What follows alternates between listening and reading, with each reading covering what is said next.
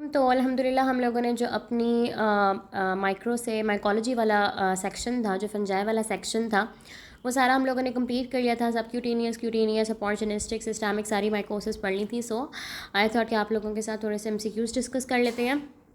आप लोगों के जो कॉन्सेप्ट्स हैं वो थोड़े रिवाइज हो जाए। बच्चे, क्वेश्चन नंबर 1 है हमारे पास। अ 9-year old boy presents with circular scaly itchy lesions on his scalp with areas of hair loss. Potassium hydroxide preparation reveals branching septate hyphae. The most likely diagnosis is। अब वो कह रहे हैं कि एक 9 साल का बच्चा है और उसके सर पे जो है ना, उसके स्कैल्प पे एक तो उसका हेयर लॉस हो गई और बाद सर पे जो है ना उसके स्कैल्प पे इची से सर्कुलर से लियंस बन गए हैं।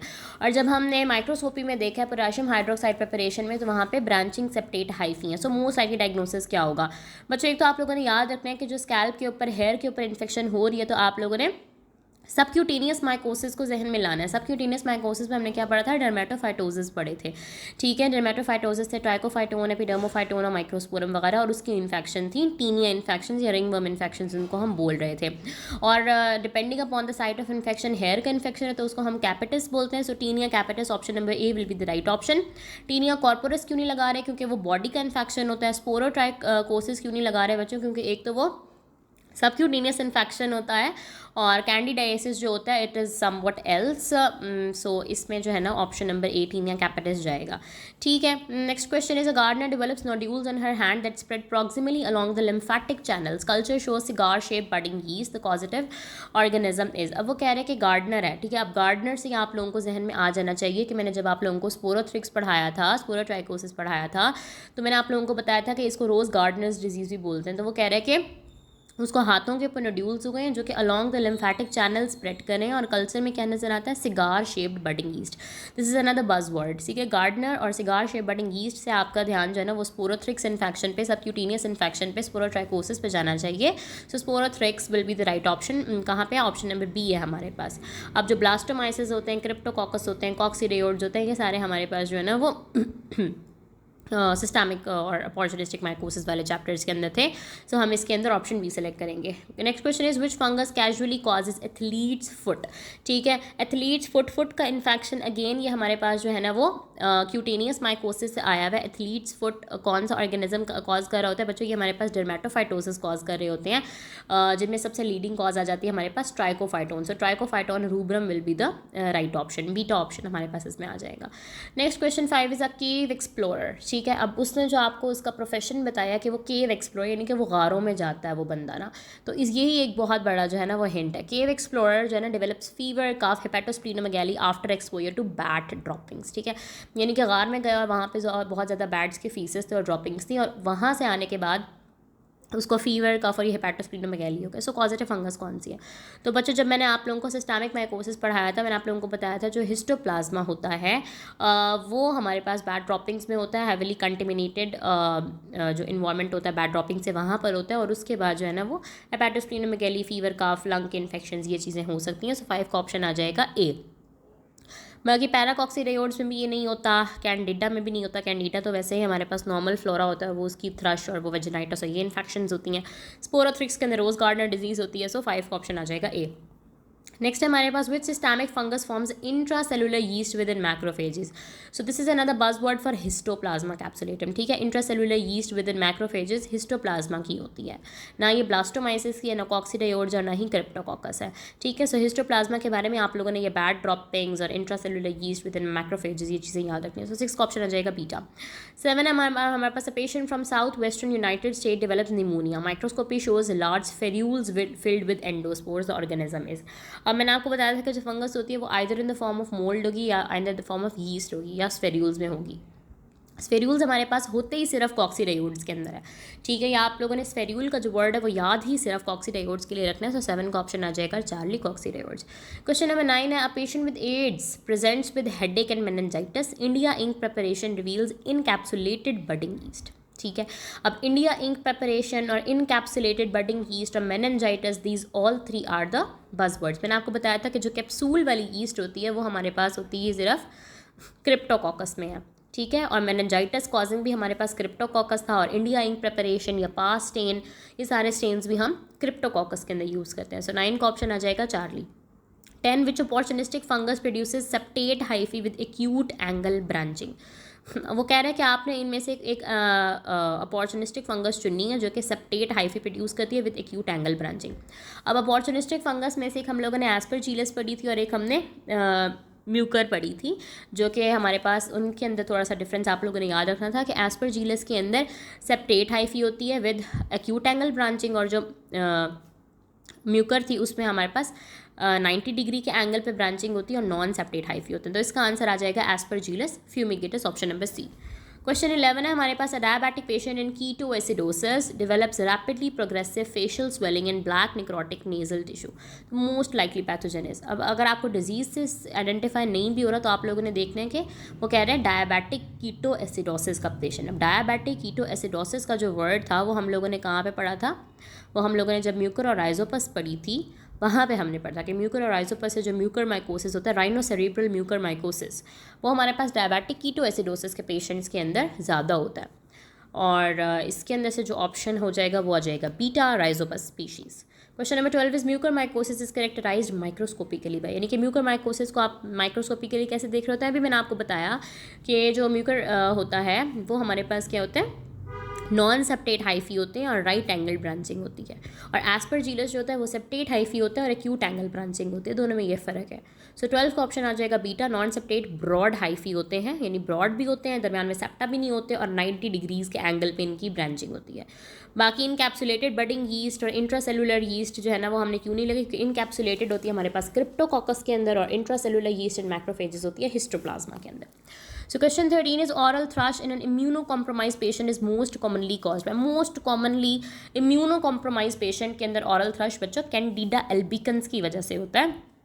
मैंने आप लोगों को बताया था कि इम्यूनो कॉम्प्रोमाइज पेशेंट उसने यहाँ पर लिखा है, तो ऑफकोर्स आप लोगों ने किसी अपॉर्चुनिस्टिक पैथोजन के बारे में सोचना है। विच out of these option is Candida, बाकी ऑरल थ्रश, वेजिनल थ्रश, ये सारे थ्रशेज जो है ना वो कैंडिडा कॉज करी होते हैं। सो क्वेश्चन 13 का ऑप्शन आ जाएगा alpha. The germ tube test is use to identify. अच्छा, अब जर्म ट्यूब टेस्ट हम लोग किसके लिए कर रहे होते हैं बच्चों, जर्म ट्यूब टेस्ट हम लोग कर रहे होते हैं ये हमारे पास कार्बोहाइड्रेट फर्मेंटेशन और ये सारे जो हमारे पास टेस्ट होते हैं ये हम लोग बच्चों कर रहे होते हैं कैंडिडा एल्बिकन्स के लिए, ठीक है। तो बाज़ औक़ात माइंड से बंदे के स्लिप हो जाता है, आपसे भी स्लिप है, ख़ासतौर पे ये कैंडिडा, कॉक्सीडियोइड्स, क्रिप्टोकोकस, सी वाली जो है ना काफ़ी ज़्यादा कन्फ्यूजिंग होती है। तो आप लोगों ने याद रखना है कि ये जर्म ट्यूब टेस्ट जो है ना वो हम कैंडिडा के लिए कर रहे होते हैं। क्वेश्चन 14 का ऑप्शन आ जाएगा बीटा। नेक्स्ट हमारे पास broad based budding yeast is characteristic of, ठीक है। जो ब्रॉड बेस थी वो हमारे पास होती है बच्चों ब्लास्टोमाइसिस की, बी से याद रख लो, ब्रॉड बेस तो ब्लास्टोमाइसिस, और जो नैरो बेस्ड होती है वो हमारे पास होती है क्रिप्टोकोकस की। So broad based budding yeast is characteristic of blastomyces dermatitis. Option A, which of the following is a dimorphic fungus. अब इसमें से कौन सी फंगस है जो हमारे पास ये आ जाती है डायामॉर्फिक, कैंडिडा है, एस्परजिलस है, राइजोपस है और हिस्टोप्लाज्मा। तो बच्चों इसमें से हिस्टोप्लाज्मा जो होगी ना वो हमारे पास क्या होती है डायामॉर्फिक फंगस होती है। डायामॉर्फिक फंगस कौन सी होती है, जो दो फॉर्म्स के अंदर एग्जिस्ट कर रही होती है, मोल्ड फॉर्म में भी एग्जिस्ट कर रही होती है, यीस्ट फॉर्म में भी एग्जिस्ट कर रही होती है। बाहर हिस्टोप्लाज्मा के मोल्ड होते हैं, वो स्पोर्स प्रोड्यूस करते हैं, स्पोर्स इनहेल्ड करते हैं और हमारे टिश्यूज़ के अंदर जाके ये इंट्रासेलुलर यीस्ट बन जाती है। Next question is which dermatophyte infection involves the nails, ठीक है, यानी कि कौन सी टीनिया इन्फेक्शन है जो नेल्स को इन्वॉल्व करती है। टीनिया कॉर्पोरस, क्रूरस, एनगोयम। टीनिया इनगोयम वो इन्फेक्शन होती है बच्चों जो नेल्स की इन्फेक्शन होती है, बाकी कॉर्पोरस बॉडी की होती है, क्रूरस जो होती है वो ग्रोइन रीजन की होती है, और बारबे आई थिंक बियर्ड की होती है। So option number C will be the right option. इसमें नेल्स थिक हो जाते हैं, डिस्कलर्ड हो जाते हैं, ठीक है। Question 18 the mnemonic mold in the cold yeast in the heat applies to, यानी कि जब वो कोल्ड टेम्परेचर पे है तो मोल्ड की फॉर्म में है, और हॉट एनवायरनमेंट में आती है, बॉडी के अंदर आती है तो यीस्ट बन जाती है। ये हमारे पास कौन सी इन्फेक्शन के लिए होता है बच्चों, ये डायामॉर्फिक स्पीशीज़ के लिए, डायामॉर्फिक सिस्टमिक फंजाई के लिए हम लोग बोल रहे होते हैं कि क्योंकि वो दो फॉर्म्स के अंदर एग्जिस्ट कर रही होती है, मोल्ड और यीस्ट, और वो सिस्टमिक होती हैं। सो हम ऑप्शन सी लगाएंगे डायामॉर्फिक systemic fungi. Question 19, a patient with neutropenia develops fever, hemoptysis and lung infiltrates. Biopsy reveals acute angle branching septate hyphae invading the blood vessels. The diagnosis is, वो कह रहे हैं कि न्यूट्रोपीनिया का जो है ना वो पेशेंट है और उसको क्या हो रहा है, उसको फीवर है, हिमोप्टिसिस है और लंग के अंदर जो है ना उसके इन्फिल्ट्रेट्स बन रहे हैं। Acute angle branching septate hyphae, यहाँ से जो है ना आप लोगों ने गेस कर लेना है acute angle branching septate hyphae है, ठीक है, और न्यूट्रोपेनिक पेशेंट है तो आप लोगों ने एस्परजिलोसिस के बारे में सोचना है, ठीक है। बाकी कैंडिडा भी नहीं लगा सकते क्योंकि उसके अंदर भी right angle branching separate hyphae नहीं होते। म्यूकर माइकोसिस के अंदर तो बिल्कुल भी नहीं होते, उसके अंदर तो राइट एंगल्ड होते हैं, क्यूट एंगल उसने पूछा हुआ है, और म्यूकर के अंदर राइट एंगल्ड होते हैं, ब्रॉड होते हैं, नॉन सेपरेट हाइफी होते हैं। सो इसका ऑप्शन आ जाएगा aspergillosis. Question 20, which fungus causes pulmonary disease resembling tuberculosis and मिलेटेड disseminate to the skin and the bones. अब कौन सी ऐसी डिजीज़ होती है जो देखने में पल्मोनरी डिजीज जैसी होती है, ट्यूबरक्लोसिस जैसी होती है, बाद में स्किन और बोन्स तक जा सकती है। सो बच्चों इसमें से जो क्लोज ऑप्शन लग रहा है ना, that is I think blastomycosis, ठीक है। ब्लास्टोमाइसिस हम लोग लगा सकते हैं क्योंकि ना कैंडिडा में ऐसा कुछ हम लोगों ने पढ़ा था, ठीक है। ट्राइकोफाइटोन में तो बिल्कुल भी नहीं पढ़ा था, और ट्राइकोफाइटोन तो होती सिर्फ सुपरफिशियल स्किन इन्फेक्शंस के लिए होती है, और राइजोपस के अंदर भी हम लोगों ने ऐसा कुछ भी नहीं पढ़ा था ना, तो इसके ऑप्शन में हम लोग ब्लास्टोमाइसिस ही लगाएंगे, ठीक है। A microbiologist identifies a dermatophyte that infects keratinized tissues but never invades living tissue, this is because dermatophytes utilize. वो कह रहा है कि जो डर्मेटोफाइट्स होते हैं सिर्फ हमारे पास स्किन और सुपरफिशियल कैरेटिन को जो है ना वो इन्फेक्ट कर रहे होते हैं और उनकी जो है ना बीमारी कॉज कर रहे होते हैं, लेकिन कभी भी लिविंग टिश्यूज़ को इन्वेड नहीं करते, क्योंकि डर्मेटोफाइट्स किस चीज़ को यूटिलाइज करते हैं, जो डर्मेटोफाइट्स होते हैं वो कैरेटिन को यूटिलाइज कर रहे होते हैं, इसीलिए वो सिर्फ कैरेटिनाइज टिश्यूज़ की इन्फेक्शन कॉज कर रहे होते हैं, स्किन हेयर नील्स की। सो इसका ऑप्शन आ जाएगा beta keratin. Collagen, elastin, glycogen कुछ भी नहीं आएगा, सिर्फ कैरेटिन आएगा। Which fungal infection is commonly called the jock itch, ठीक है। मैंने आपको एथलीट्स फुट भी बताया था। जॉक इच बच्चों हमारे पास आ जाएगा जो ग्रोइन रीजन की इन्फेक्शन होती है, टीनिया क्रूरस आ जाएगा। पीडिस पैरों की इन्फेक्शन होती है, एनगोयम नेल्स की इन्फेक्शन होती है, और कॉर्पस हमारे पास बॉडी की इन्फेक्शन होती है। सो टीनिया क्रूरस हमारे पास आ जाएगा जिसको जॉक इच बोलते हैं। ह्यूमिड इन्वायरमेंट में ये ज़्यादा होता है। A wrestler develops multiple itchy ring-shaped lesions on his trunk after sharing gym equipment. The most likely diagnosis is, यानी कि उसने जिम का इक्विपमेंट शेयर किया, उसके बाद उसको पूरी ट्रंक पे, पूरी बॉडी पे जो है ना वो रिंग शेप लियंस बन गए, यानी कि रिंग वर्म इन्फेक्शंस बन गए हैं, और वो हमारे पास होते हैं टीनिया इन्फेक्शन। है पूरी बॉडी के ऊपर हो रहे हैं तो हम इसको टीनिया कॉर्पोरस बोलेंगे, ना कि टीनिया कैपिटिस या पीडिस वगैरह बोलेंगे, क्योंकि जो टीनिया कॉर्पोरस होता है ये हमारे पास बॉडी की इन्फेक्शन होती है। बाकी कैपिटिस पीडिस ये नहीं बोलेंगे हम इसको, ठीक है। कैपिटिस होती है वो सर की इन्फेक्शन होती है, पीडिस पैरों की इन्फेक्शन होती है, chromoblastomycosis is something else. Which subcutaneous mycosis typically spreads along lymphatic channels, तो जो हम लोगों ने स्पोरोथ्रिक्स इन्फेक्शन पढ़ा था, स्पोरोट्राइकोसिस बच्चों, उसके अंदर आपने along lymphatic channels, rose gardener disease, thorn, cigar shape budding yeast, ये सारे उसके बज़वर्ड्स हैं। सो स्पोरोट्राइकोसिस हम लगाएंगे। Question 26, laboratory worker accidentally inhales fungal spores from a culture and later develops intracellular yeast within macrophages. So intracellular yeast within macrophages is a buzzword for histoplasma capsulatum. So आप लोगों ने ये option लगाना है यहाँ पे। Which systemic mycosis is associated with bird and bat excreta? Okay bird और bat excreta से हमारे पास कौन सी सिस्टमिक इन्फेक्शन फैल रही होती है बच्चों? Of course histoplasmosis. अभी जो केव वाला किया था एमसीक्यू उसमें भी तो यही था ना। A patient from South America presents with oral ulcers and pulmonary symptoms. अच्छा, microscopy reveals multiple buds radiating from central yeast cell pilot wheel या शिप कैप्टन व्हील और multiple buds from a central yeast. ये हमारे पास किसके लिए था बच्चे? कि पैराकॉक्सीडायोड्स के लिए था। शिप कैप्टन व्हील अपीयरेंस आ रही होती है ना, तो इसका आंसर आ जाएगा अल्फा पैराकॉक्सीडायोड्स। ब्लास्टोमाइसिस के अंदर ब्रॉड बेस बट आपने याद रखना है। हिस्टोप्लाज्मा के अंदर बर्ड और बैट ड्रॉपिंग्स और intracellular yeast within macrophages और ये चीज़ें याद रखनी है। क्रिप्टोकोकस नियोफॉर्मेंस के लिए आपने वो इनकैप्सुलेटेड यीस्ट और मेनिंजाइटिस याद रखना है। Which fungus forms thick walled spherules filled with endospores and tissue? पहले भी बात हो चुकी है कि स्फेर्यूल सिर्फ कॉक्सीडायोड्स के अंदर बन रहे होते हैं। अच्छा, कॉक्सीडायोड्स के बारे में मुझे और कुछ याद ही नहीं रहता, बस स्फेर्यूल्स ही याद रहते हैं। Delayed hypersensitivity reactions to fungal antigens indicate. जो डिलेड हाइपरसेंसिटिविटी रिएक्शन होता है बच्चों, वो टी सेल मीडिएटेड इम्यूनिटी की वजह से होता है, ठीक है। टी सेल्स की वजह से हो रहा होता है या एंटीबॉडीज़ की वजह से नहीं हो रहा होता। So it is beta option. Complete absence of immunity, antibody deficiency, neutrophil, no. Which opportunistic fungus possesses a polysaccharide capsule?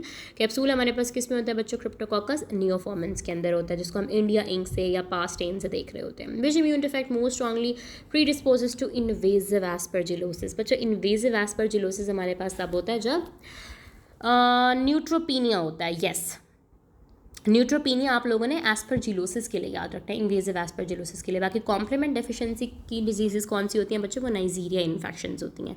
IgA deficiency की वजह से कौन सी डिजीज़ होती है, आईजीए डिफिशिएंसी की वजह से जीआरडीएस ज़्यादा होता है। सो इसके अंदर हम लोग लगाएंगे न्यूट्रोपीनिया, ठीक है, WBCs की deficiency. Which fungus is considered an opportunistic pathogen and part of normal human flora. So normal human flora और अपॉर्चुनिस्टिक पैथोजन बच्चों हमारे पास होता है कैंडिडा एल्बिकेंस, ठीक है, आपके स्किन में, वजाइना में, गट में, या आपका नॉर्मल फ्लोरा होता है। So candida albicans is the right option. Which fungal infection is commonly associated with the pigeon droppings.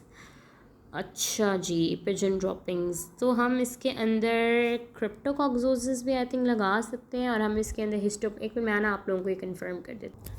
Yes बच्चों, इसके अंदर दोनों ऑप्शन आ सकते हैं। ज़्यादा बेटर है कि आप लोग क्रिप्टोकॉक्सोसिस लगाओ, क्योंकि हिस्टोप्लाज्मोसिस में ज़्यादातर हम लोग बैट्स की बात कर रहे होते हैं, पिजन्स की बात हम क्रिप्टोकॉक्सोसिस में कर रहे होते हैं, ठीक है।